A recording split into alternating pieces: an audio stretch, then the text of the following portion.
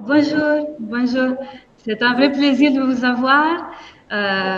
Nous sommes très heureux de vous avoir ici ce matin avec nous. Et merci vraiment, Monsieur Hichon, pour avoir accepté cette invitation et à rencontrer les étudiants aujourd'hui. Et comme tout le monde le sait, Monsieur Hichon est un des artistes les plus influents, les plus importants dans le monde de l'art contemporain aujourd'hui. Donc, c'est une occasion incroyable. Je fais juste une toute petite introduction pour vous dire qui est là ce matin. Et en fait, il y a une classe première option art plastique du lycée Jean Monnet de Montpellier. Et puis nous avons une classe Quinta et Zabac de l'Institut Istituto Altiero Spinelli de Turin. Et je remercie beaucoup et je donne la bienvenue aussi à Fanny Berquière, qui est chargée des projets école, gens publics et famille pour le MUCO de Montpellier. L'œuvre Ingrowth, votre œuvre Ingrowth, est présentée maintenant dans l'exposition L'épreuve des corps à Montpellier, au MUCO Hôtel de collection. Et donc ça nous a donné en fait l'occasion pour collaborer. Les départements d'éducation de la Fondation Sandrette Baudengo et du MUCO, ça nous a donné l'occasion pour collaborer, pour inviter les écoles à travailler, découvrir votre pratique et vos œuvres.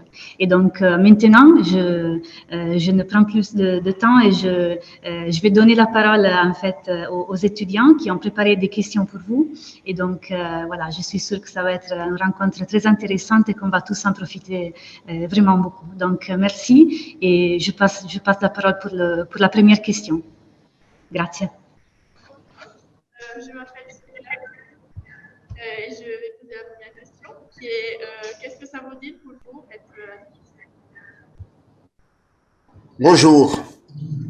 Être un artiste, pour moi, ça veut dire être un travailleur. Un travailleur qui utilise un outil qui est pour moi l'art. Et avec cet outil, l'artiste, il essaie de entrer en relation avec le monde. Et avec cet outil, l'art, il essaie, l'artiste, de être en relation avec le temps aujourd'hui dans lequel il est. Et avec cet outil, l'art, donc, il essaie d'être en relation avec la réalité. Donc, le temps, le monde et la réalité. C'est les trois choses où, je pense, l'artiste doit être en relation. Et c'est ça, en travaillant. Ensuite, un artiste, quelqu'un qui essaye de créer son propre outil.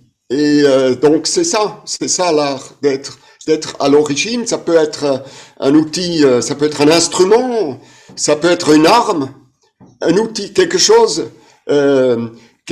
qu'il utilise au quotidien. C'est comme ça que je vois le travail d'art. Donc en tant que travailleur. Merci. Et ensuite, comment et quand vous avez réalisé que vous vouliez devenir un artiste, donc un travailleur? Oui. Alors moi, j'ai compris à 25 ans que le problème n'était pas être un artiste ou pas un artiste, premièrement. Et après, le problème, pour moi, à 25 ans, où j'étais pas artiste, le problème était quoi faire, quel travail faire, quel travail d'art faire. C'était ça le problème. Le problème, être un artiste ou pas, à mon avis, c'est un faux problème. Le problème, par contre, le vrai problème, c'est celui-là de l'art. Quoi faire? Quoi mettre au monde? Quoi mettre dans l'histoire de l'art, tout simplement. Et c'est pour ça que moi, j'avais besoin de 8 ans supplémentaires à partir de 25 ans. C'est que à 23, 32, 33 ans, où moi, j'ai décidé, pas être un artiste, mais j'ai décidé de mettre mon travail dans l'histoire de l'art. Et tout simplement l'affirmer en tant que art, mon travail. Et c'est comme ça que je vois le problématique de être artiste ou pas être un artiste. C'est le travail. C'est ça qui compte. Et est-ce que je suis capable, et est-ce que j'ai le courage, et est-ce que je crois que je peux tenir si je mets mon travail dans toute l'histoire de l'art, c'est-à-dire avec les artistes les plus grands que j'aime le plus. Est-ce que je suis capable de dire oui, mon travail, il est mon travail comme eux, ils ont fait leur travail. Merci. De rien. Bonjour. Pourquoi, selon vous, l'art est souvent vu comme un divertissement et pas comme nécessité? Quelles sont les démarches concrètes qu'on pourrait faire pour reconnaître l'art comme fondamental pour la société?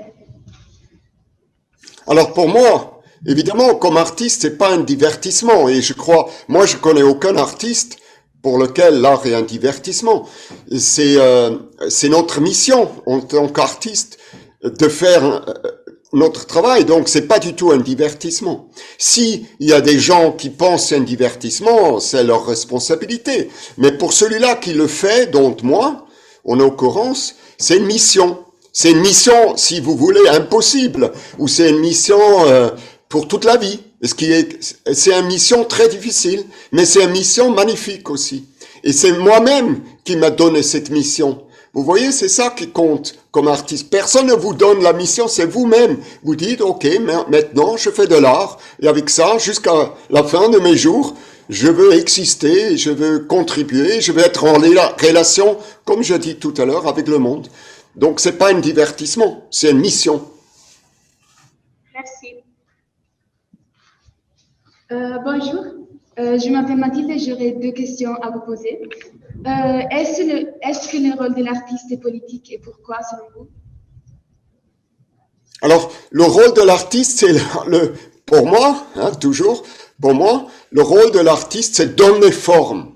Donner une forme. C'est ça le rôle de l'artiste. Et ça, c'est compliqué, c'est difficile. Donner une forme, qu'est-ce que ça veut dire? Ça veut dire d'abord avoir une position. Avoir une position. Ensuite, se demander comment je peux, via mon travail, donner une forme à cette position. Comment je peux, avec cette forme, trouver ou toucher ou être en contact avec l'univers tout entier. Et comment je peux, avec cette forme, faire quelque chose qui est au-delà des habitudes esthétiques, des habitudes culturelles, des habitudes économiques, des habitudes politiques aussi.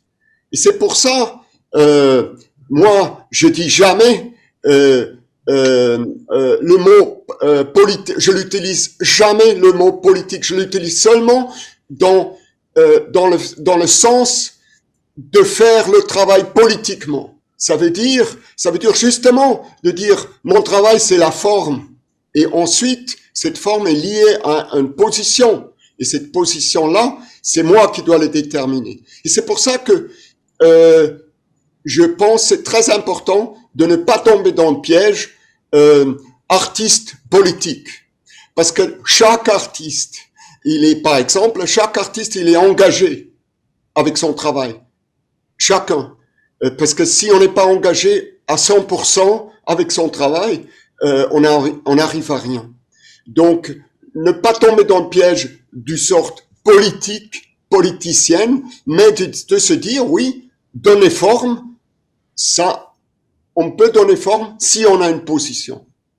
Et c'est comme ça que j'entends le mot politique dans mon travail. Merci. Est-ce la raison pour laquelle vous avez mis votre exposition sous la protection de la philosophe et activiste Simone Weil? Moi, j'aime Simone Weil, j'aime sa pensée, j'aime son rigueur, j'aime sa folie, j'aime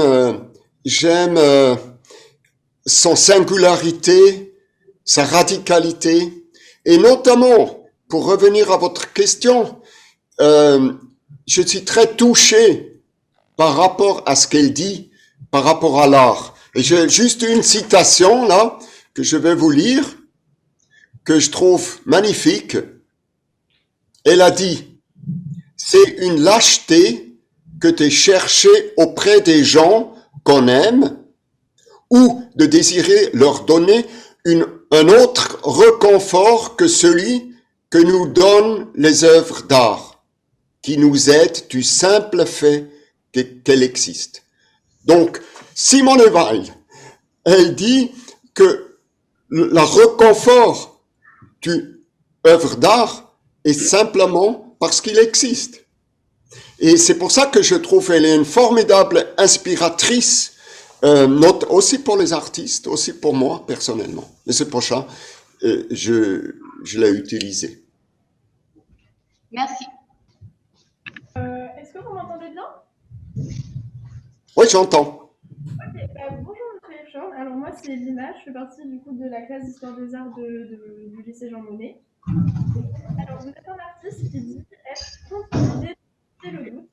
Mais du coup, comment est-ce que vous réussissez à le surmonter? Oui, moi, l'important, c'est le mot cultiver. Cultiver, ça c'est important. Moi, je doute. Moi, je doute tous les jours. Tous les jours. Mais ce que je refuse, ou ce que j'essaye de cultiver ce doute, de faire un argument de ce doute, de l'utiliser même. Oui, je doute et tout ça. Non, ça je me refuse. C'est juste une position que je veux partager avec vous. Je refuse ça. Je trouve ça faible. Je trouve ça facile. Je trouve ça toujours, ça demande chez l'autre, oui, pourquoi je refuse cette cultivation du doute? Parce que il demande que l'autre intervienne, on dit non, non, non, c'est bien et tout ça. Et c'est ça que je refuse. Et c'est pour ça que je vous dis, vous, les jeunes, moi je doute tous les jours, mais je me refuse de le cultiver. Et le deuxième partie de la question, comment je peux lutter contre mon propre doute? C'est par le travail, tout simplement.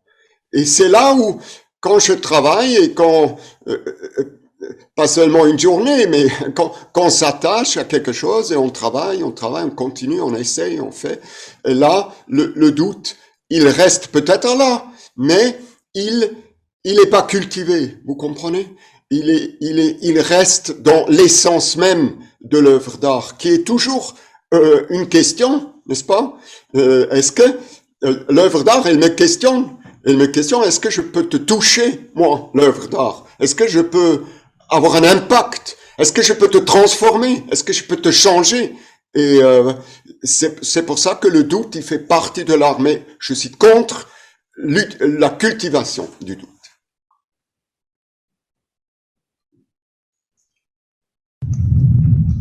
Bonjour, je vais vous poser deux questions. La première, c'est pourquoi l'exposition présentée au Maxi à Rome s'appelle-t-elle Purple Line?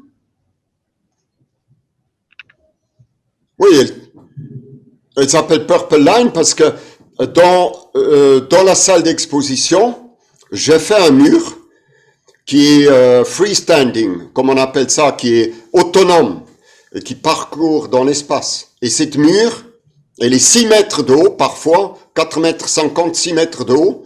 Et cette mur, elle fait 250 mètres de long.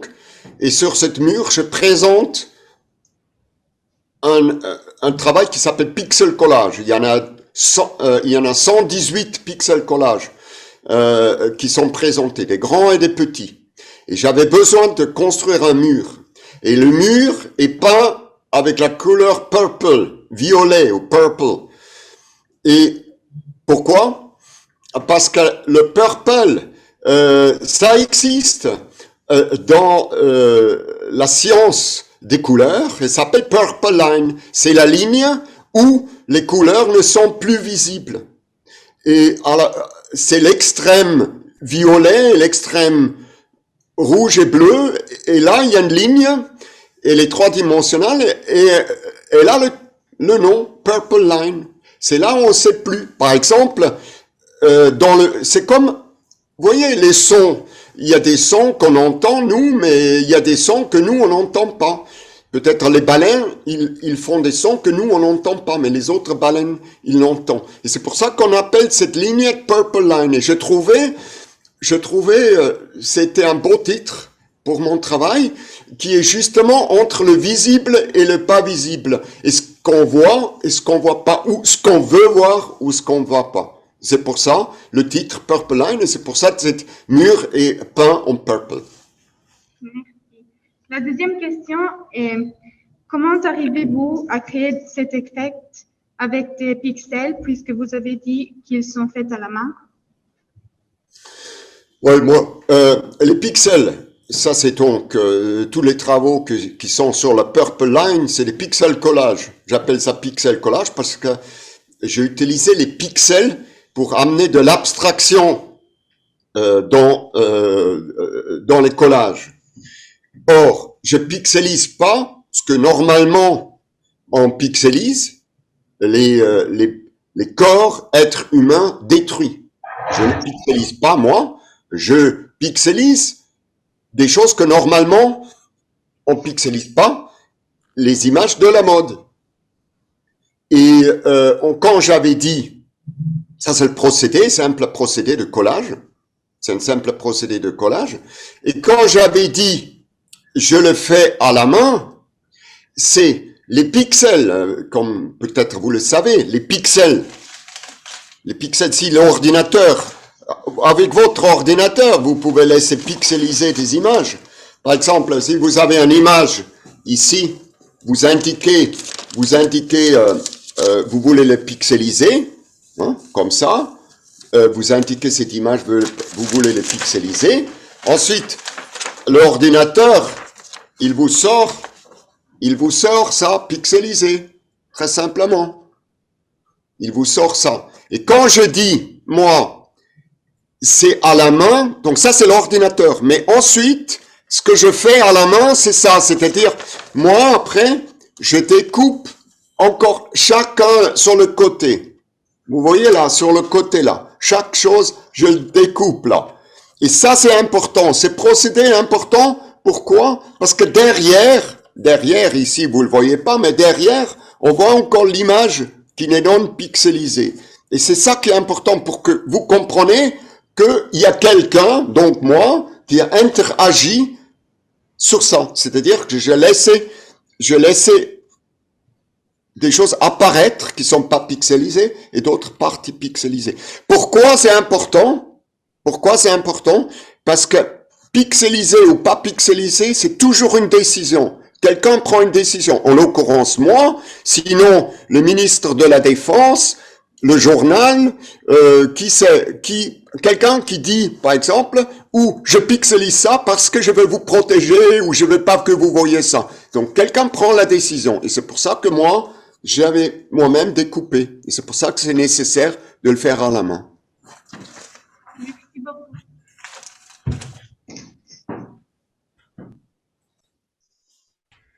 Bonjour. Alors moi j'ai une question à vous poser. Votre intention de créer en témoignant du monde passe-t-elle forcément par la violence? Et que cherchez-vous à faire naître avec celle-ci dans l'esprit des gens? Mais que la violence fait partie du monde, tout simplement. Et que ça fait partie de la réalité et ça fait partie de notre temps. Et c'est pour ça que je trouve que c'est un élément très important que je ne veux pas évacuer, moi. Et d'ailleurs, si vous voyez dans l'histoire de l'art, c'est présent depuis des siècles, la violence. Elle est présente. Et je trouve ça important de ne pas l'évacuer. Et je trouve important d'aller au-delà. Évidemment, j'espère, avec mon travail, je vais au-delà. Mais je trouve important de ne pas l'évacuer. Dans tout mon travail, depuis que je commençais de faire de l'art, il y avait toujours cette composante de la violence, des images violentes dans mon travail. Je trouvais ça important. C'est une décision que je regrette pas, que je trouvais important et que je voulais donner forme avec mes collages et avec les implications de ces images dans mon travail. Tout simplement parce que c'est important et c'est une constante et c'est quelque chose une composante de notre monde.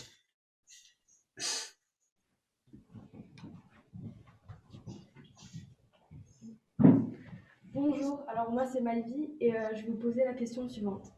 Donc selon vous, en abordant les thèmes que vous abordez, est-ce qu'il y a des limites à ne pas franchir? Oui, la seule chose qui n'est pas possible, c'est tout ce qui n'a pas de forme. C'est très simple pour moi. Tout ce qui n'a pas une forme, c'est pas possible. Mais tout ce qui a une forme, ça veut dire une décision. Ça veut dire quelque chose qu'on a fait, réfléchi, une décision prise, travaillé dessus. Tout ce qui devient forme est possible. Tout ce qui n'est pas forme n'est pas possible. C'est comme ça que je vois la limite. Tout ce qui a une forme est possible et tout ce qui n'a pas de forme n'est pas intéressant et n'est pas possible. C'est comme ça que je vois la limite, la forme. Et je dis tout à l'heure, ma mission c'est donner forme. Et quand je dis donner forme, ça veut dire donner quelque chose de moi qui est propre à moi, mais que je partage aux autres. Et c'est comme ça que je vois la forme. Et c'est pour ça que c'est ma forme. C'est ma forme, mais elle reste pas chez moi, mais je la partage avec vous, avec les autres. J'essaie de le partager. Et c'est ça qui est possible. Et tout ce qui va au-delà ou en dessous de ça n'est pas possible. C'est comme ça que je vois la frontière entre ce qui est possible et ce qui est pas possible.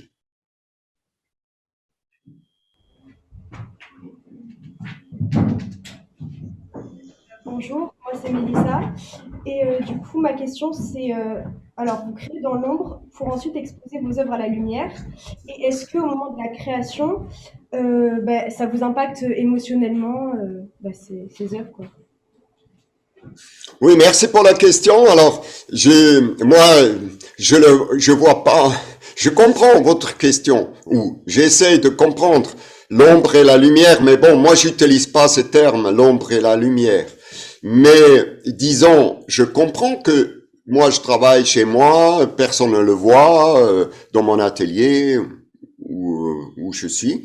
Et après, évidemment, à un moment donné, c'est exposé. Les gens, il y a la lumière de la galerie, par exemple, ou de le musée, n'est-ce pas? Et c'est comme ça que je le vois.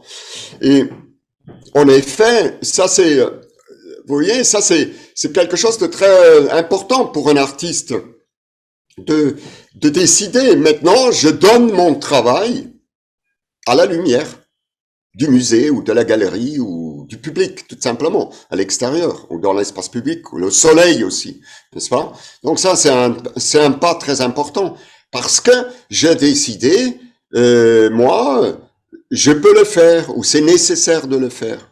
Et c'est comme ça que je vois cette geste. Alors, est-ce que ça, c'est la question de l'émotion est posée. Est-ce que ça, est-ce que je suis lié émotionnellement? Je comprends votre question. Je pense, je le comprends. Je suis pas sûr, mais quand même. Mais j'utilise pas les termes d'émotion. J'utilise pas. Mais par exemple, notamment maintenant pour le travail que j'expose là, au MOCO et qui appartient à la fondation Dire Paudengo. Par exemple, ça c'est une image que je vois. C'est une image que j'ai vue dans l'internet. C'est un homme mort, ou un jeune homme mort. Ces images, toute la journée, il y en a. Mais qu'est-ce qui me touche, moi, pour répondre à votre question émotionnelle?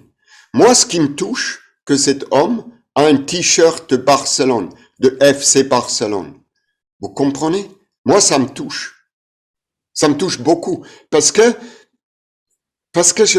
je trouve, je ne connais pas cette personne. Je ne le connais pas. Je ne sais pas l'histoire. Je ne sais pas, et je n'ai pas à connaître. Mais c'est un être humain. Et lui, il porte un t-shirt que moi aussi je pourrais porter.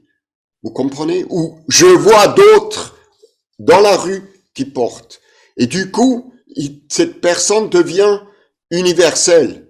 Et il devient mon prochain. Et c'est là où après, dans ce que vous appelez l'ombre peut-être, je me dis oui, je peux faire un travail avec ça. Et notamment dans le travail in growth, où j'ai utilisé les t-shirts. Si vous avez bien regardé, peut-être il y a quelqu'un qui a regardé, j'utilise ce genre de t-shirt, ce genre de vêtements, ce genre de brand, Adidas, Puma, Nike, etc. Parce que c'est le lien qui me touche, moi. Et si vous voulez, émotionnellement.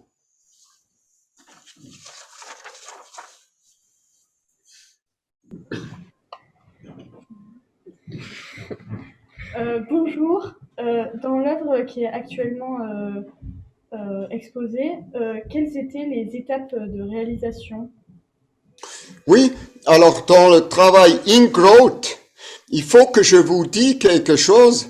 C'est tout d'abord, le travail a été projeté pour le faire à l'université Sorbonne, ici à Paris, dans la rue, dans une vitrine en fait. C'était une vitrine et la vitrine, elle avait 3 parties.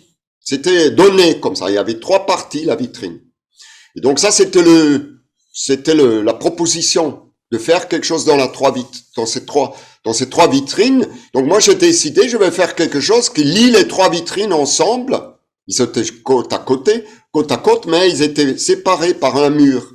Et c'est pour ça que le travail que vous voyez après dans le musée, c'est pour ça qu'il y a les 3 parties. Ensuite, mon travail n'était jamais exposé dans la vitrine parce que il y avait un événement non prévu, c'est quelque chose qui est tombé du toit et qui a fait que les gens ne pouvaient plus s'approcher de la vitrine parce qu'on voulait les protéger pour ne pas qu'il y a le toit qui leur tombe dessus. Donc du coup, ça n'avait plus de sens que mon travail est là parce que les gens ne pouvaient pas s'approcher. Donc c'est pour ça qu'après, ce travail est devenu un travail qui est une vitrine. Ça, c'est la première chose. C'est une vitrine avec des mannequins dedans, une vitrine.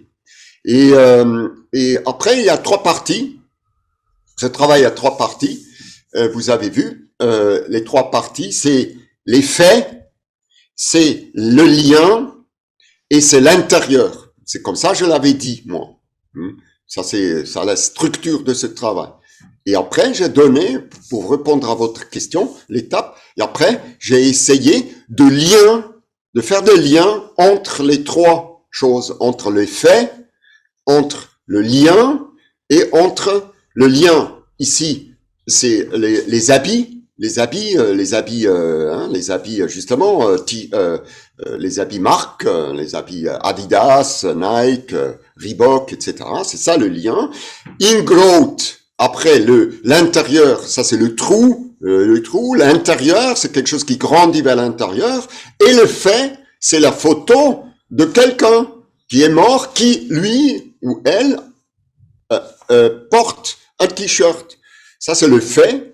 Le lien, ça c'est le lien que je peux faire moi avec ce t-shirt. Et l'intérieur, c'est comment je l'intériorise. C'est pour ça les 3 thèmes. Alors maintenant, pour votre question, vous voyez les étapes. Il faut que les étapes, c'est plutôt une sorte d'organisme. C'est pas comme moi, je travaille, je peux que parler pour mon travail. J'essaie, comme artiste, j'essaie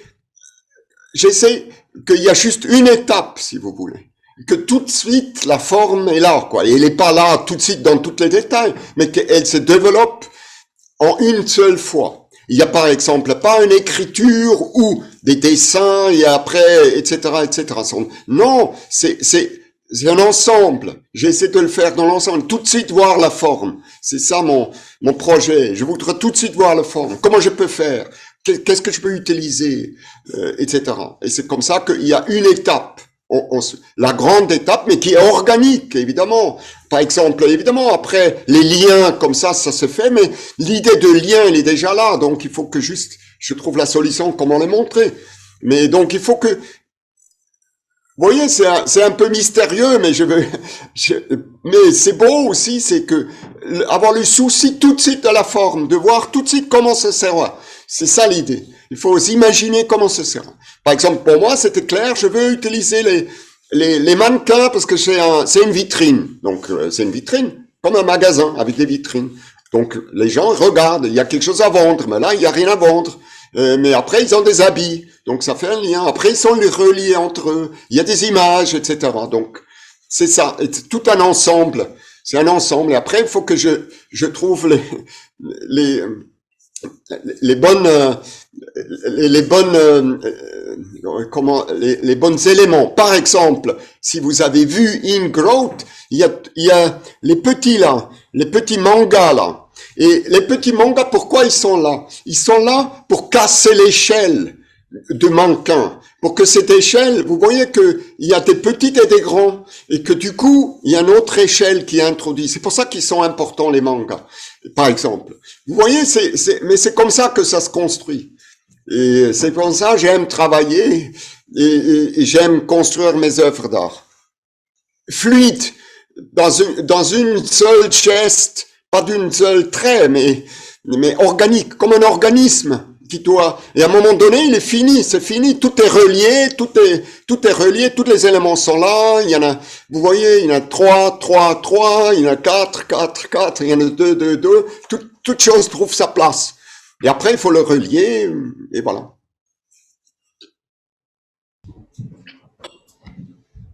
Bonjour, je m'appelle Raphaël et dans l'exposition L'épreuve du corps au MoCo à l'Hôtel des Collections, vous me dire que c'est une exposition qui traite du corps, mais vous, c'est quoi votre rapport au corps dans votre travail d'artiste?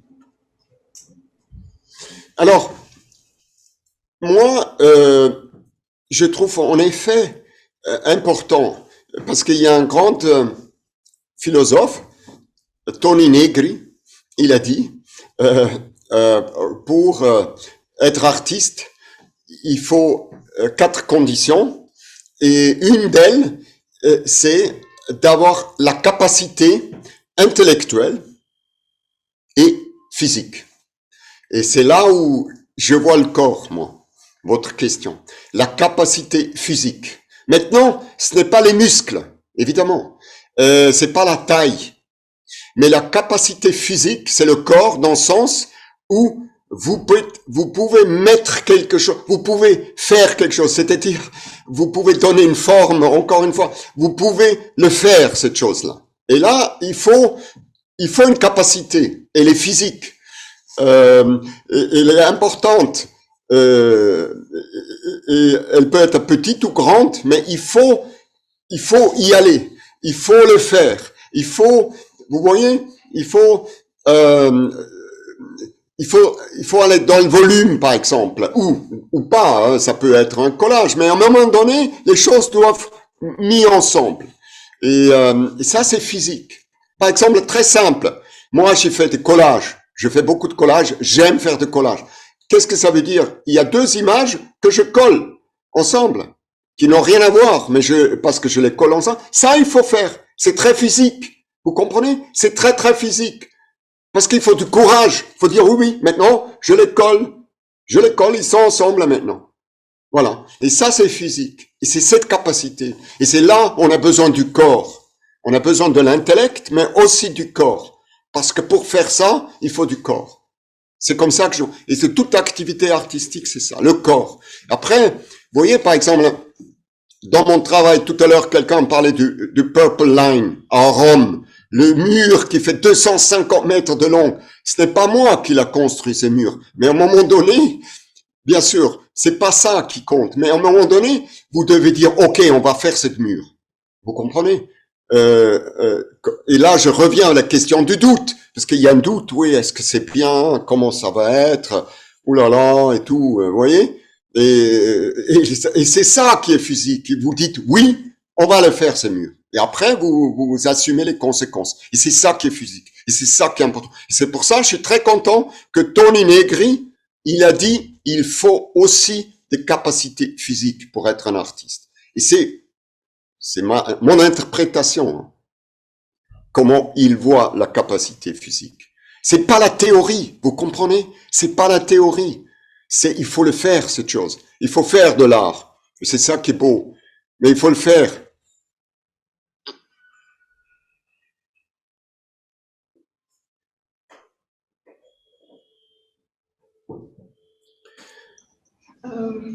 Bonjour.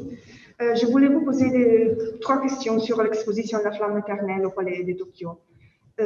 Premièrement, d'où vient l'inspiration pour l'exposition La Flamme éternelle? L'inspiration vient, l'inspiration vient de mon amitié, de l'amitié, je dirais, de l'amitié que j'ai réelle avec des écrivains ou écrivaines, avec des philosophes ou des philosophes, avec des poètes. Cette amitié, qui est une réelle amitié, mais parce que j'ai des amis philosophes qui sont vivants, qui sont là, mes amis, mais aussi une amitié avec des philosophes, des écrivains ou des poètes morts, comme Simone Weil, par exemple. Et c'est ça l'inspiration. Et c'est là où je dis, je voudrais faire quelque chose, je voudrais donner forme à cette amitié. Ça, c'est l'inspiration. L'amitié. La question suivante est sur les écrivains et les philosophes. Donc, comment vous avez choisi les philosophes, les poètes et les écrivains que vous avez invités? Oui. Alors, la flamme éternelle, il y en avait beaucoup. Et parce que justement, moi, je connaissais quelques-uns des philosophes. J'ai dit deux peut-être personnellement, poète, je connaissais trois personnellement, et écrivain un personnellement. Donc déjà, je les ai invités eux. Et ensuite, parce que eux, ils connaissaient d'autres, et parce que eux, ils sont dans leur monde de philosophes, d'écrivains, ils connaissaient beaucoup plus que moi. Donc eux aussi, ils ont invité les amis ou d'autres qui connaissaient. Et c'est pour ça qu'il y avait comme une sorte de filet de philosophes, d'écrivains, de poètes qui étaient là. Et moi, j'ai appelé ça l'amitié entre l'art, la philosophie, l'écriture et la poésie. C'est ça. Et cette filet s'est constitué par tout le monde qui était invité. Moi, j'ai commencé avec 4, 5, et les autres, ils ont invité, quelqu'un a invité 5 autres, quelqu'un a invité 10, l'autre 15, etc. Et c'est comme ça que ça s'est constitué. Et dernière question, pensez-vous que ce type de rencontre puisse faire naître de nouvelles idées pour vos œuvres? Oui, moi je pense. Oui, bien sûr. Par exemple, le fait d'être présent tout le temps, parce que j'ai été présent tout le temps au Palais de Tokyo avec Flamme Éternelle. Moi, j'ai rencontré des gens que j'aurais jamais rencontrés si j'étais pas tout le temps là sur place. Des gens qui ont échangé avec moi, qui m'ont donné des idées que eux, peut-être, ils ont reçu d'idées pas de moi, mais d'autres personnes qui étaient là. Donc, en effet, c'était un moment d'échange, de présence et production, comme ça j'ai appelé ce projet, parce que l'idée était d'être présent tout le temps sur place. L'artiste présent tout le temps sur place, c'est-à-dire c'était 57 jours, je crois, mais toujours 12 heures, parce que le Palais de Tokyo est ouvert de 12 heures à 12 heures, et donc 12 heures par jour. J'étais là, et ça m'a donné plein d'inspiration, plein d'idées, plein de rencontres. Oui, et surtout aussi, ça m'a donné du courage de continuer le travail et de continuer de croire à l'amitié entre art, philosophie, poésie et écriture. Merci.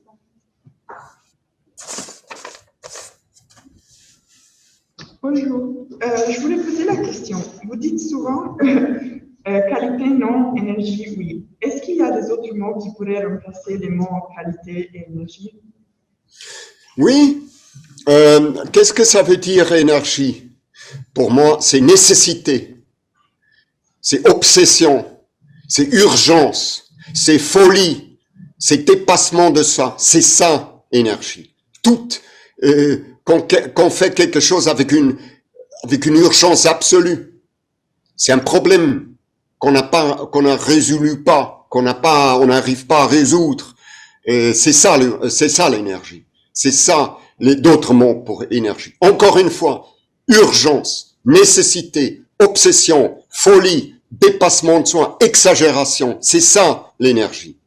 Et dans mes workshops, et je viens de faire un workshop là, à Valencia en Espagne, je fais un workshop énergie oui, qualité non. Les gens, je les ai invités de venir avec quelque chose qu'ils ont fait, pas forcément des artistes, hein, tout le monde, quelque chose qu'ils ont fait eux. Ça c'est important.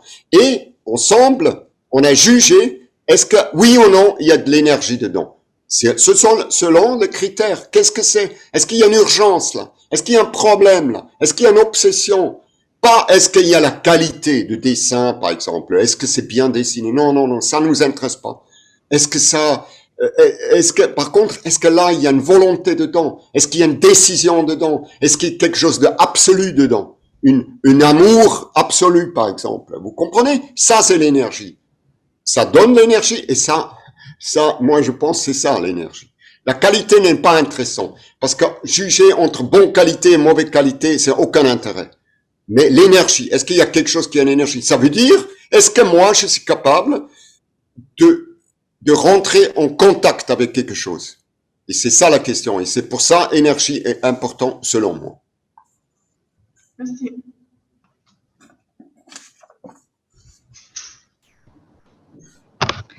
En fait, on a terminé avec les questions. C'était les 12 questions et un peu plus que 12 en fait qu'on vous a posées. Donc, moi, je vous remercie vraiment beaucoup. Et je ne sais pas s'il y a quelqu'un qui veut ajouter quelque chose. On a encore un petit peu de temps.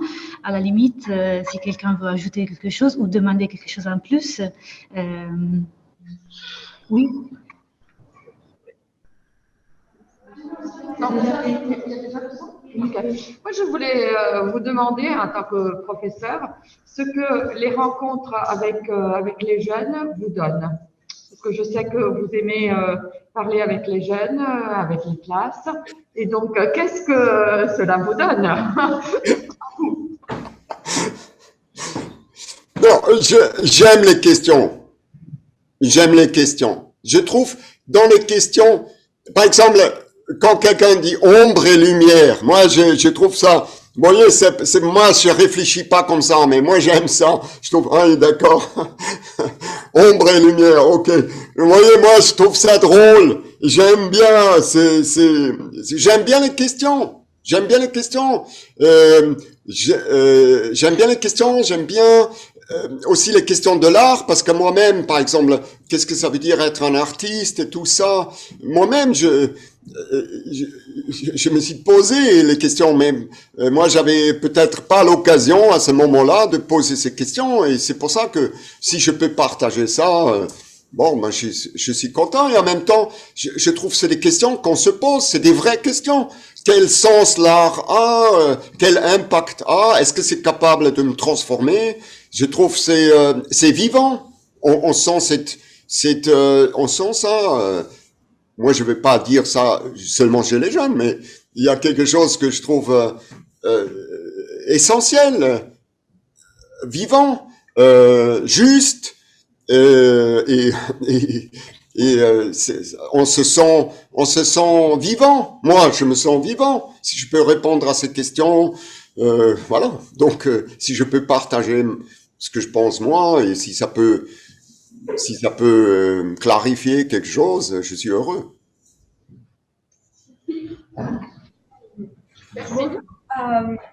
Tout à l'heure, vous avez parlé de l'énergie et de l'amour. Du coup, est-ce que c'est de là que vous tenez votre énergie pour créer? Oui, oui. Oui, oui, très très bien. Oui, évidemment.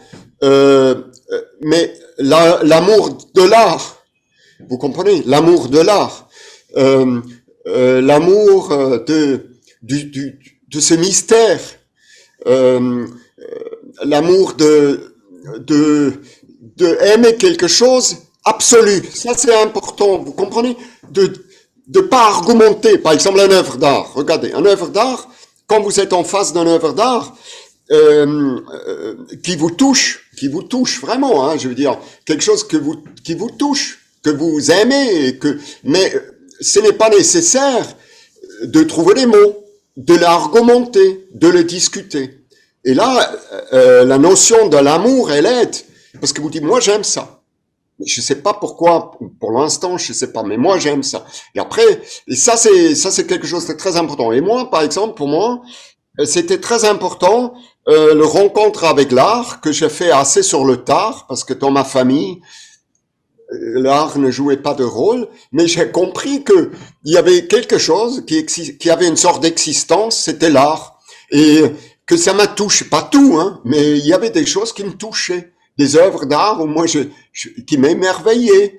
Et j'ai compris que moi, je pouvais que avoir un rapport avec ça, avec le mot amour, avec oui, moi j'aime ça, j'aime ça. Et ça, vous comprenez. Et c'est pour ça que le mot amour est important. Et pour moi. Et même si moi j'utilise, vous comprenez, même si il y a la violence, et même si il y a la réalité, et même s'il y a des problèmes, mais c'est toujours à cause de l'amour, comme moi je pense qu'on fait de l'art, à cause de l'amour pour les autres œuvres d'art dans l'histoire. Et c'est ça c'est pour ça le mot est important. Et parce que ce qui est bien dans l'amour, vous comprenez, c'est que ça se discute pas, ça s'affirme.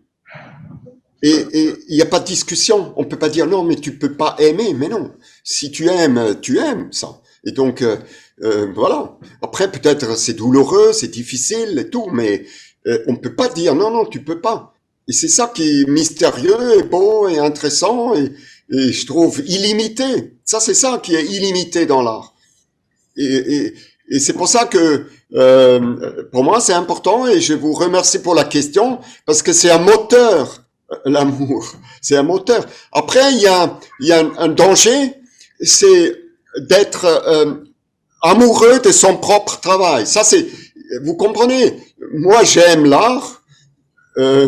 J'aime l'art. J'aime faire de l'art. J'aime être un artiste. Mais je dois faire attention de ne pas être amoureux de mon propre travail parce que ça va l'affaiblir, ça. Donc ça c'est un danger ou comme un piège comme ça. Donc c'est pour ça que j'avais dit amour et pas être amoureux par exemple. Amour, oui, et parce que c'est quelque chose d'absolu.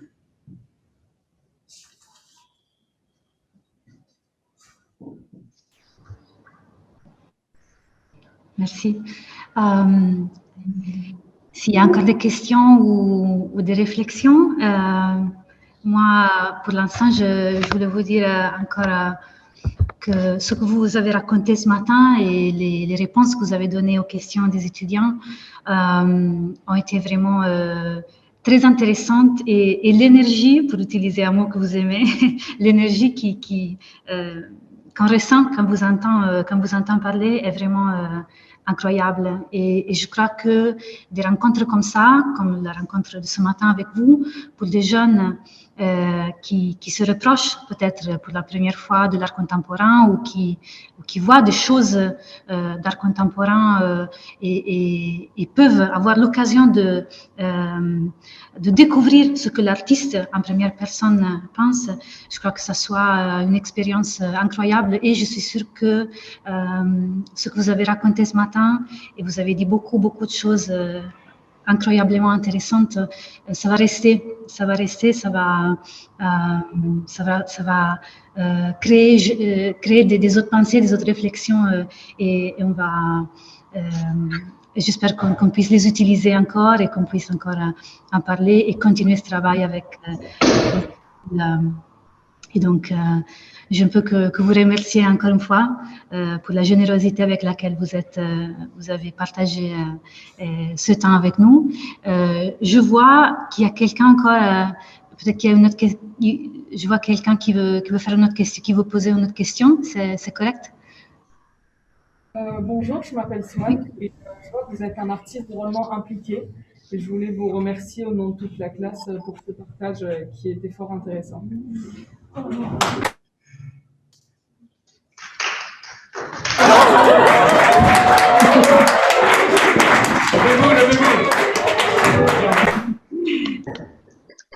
Grazie. Grazie. Je passe aussi un grand bonjour de la part de Patrizia Sandretto qui aurait voulu être ici ce matin avec vous tous, mais elle est dans un avion en fait, mais elle m'a demandé de passer un bonjour de sa part. Merci. Grazie. Merci Francesca, grazie mille. Merci à vous, merci Thomas Hirschel, merci vraiment, merci au MoCo Montpellier et grazie. Alla prochaine fois. Arrivederci. Merci. Au revoir. Au revoir. Grazie mille. A presto.